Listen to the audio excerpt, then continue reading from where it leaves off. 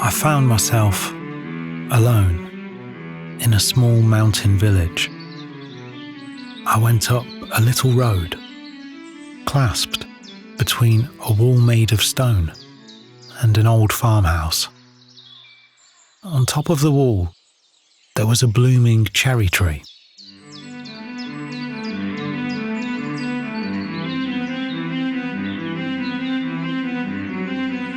I heard the birds chant, but they wouldn't let themselves be seen. They waited for me to walk away, to return to fly here and there among the branches of the tree, like birds always do, without a definite purpose, for fun, to celebrate life.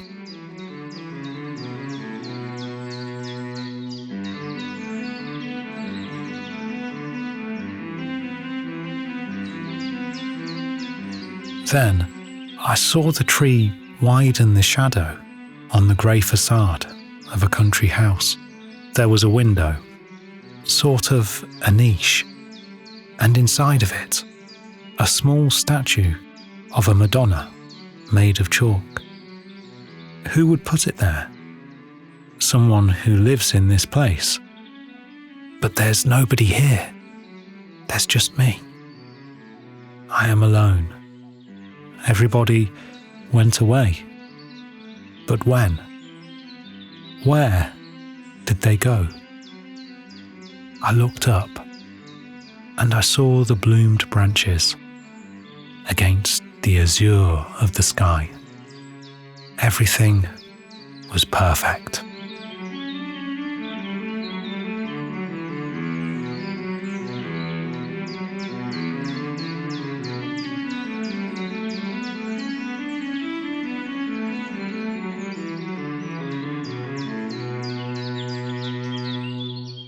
Suddenly, I felt cold, as if, all of a sudden, winter came back, retracing its own steps.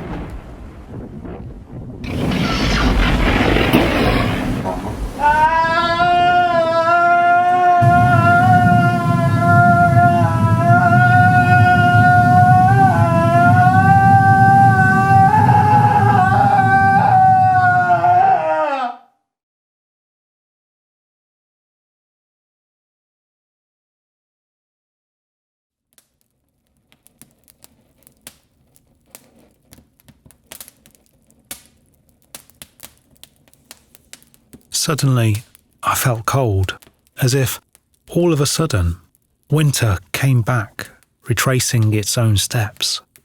Immediately afterwards, I perceived waves of heat, as if invisible, warm hands were stroking my face. I once again opened my eyes, and I found myself in front of a fire. This time, I was not alone.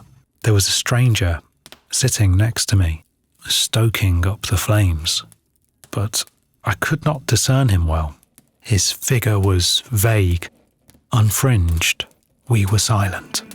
I wanted to be somewhere else.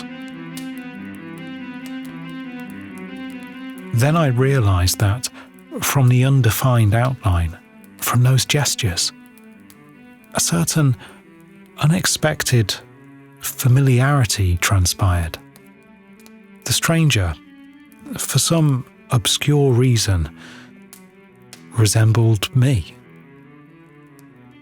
But I lacked the courage to observe him more carefully, to assess how much he resembled me. Something, perhaps instinct, kept me from. Dwell on that face. Look for his eyes. We kept on being silent, even though it was clear that there was a bond between the two of us. I knew deep inside that we belonged to each other. I knew deep inside that we belonged to each other. But how? Why? Then, an obscure foreboding tightened around my bowels. maybe I myself am the stranger. Another me coming from another world, another dimension. Coming face to face with your own double. It is a paradox that could be deadly. The soul cannot bear such great anguish. I felt like I was suffocating. I instinctively gathered all my strengths in order to wake up from that agonizing nightmare. But something happened. Do not be afraid. I heard these words emerge from the abysses of my mind. Do not be afraid of yourself. Me is still you. The two of us are the same thing, but in different shapes. You are the shadows of the matter. I in the light of the spirit. You went away from me. I slowly became foreign to you, whilst keeping on shining beneath the ashes. Let's be friends again, as we were during the time of our childhood. He never made eye contact with me, as he was trying to protect me from his light. He was silent again. I lost the power of speech, shaken by such deep feelings that pervaded every fibre, every cell of mine.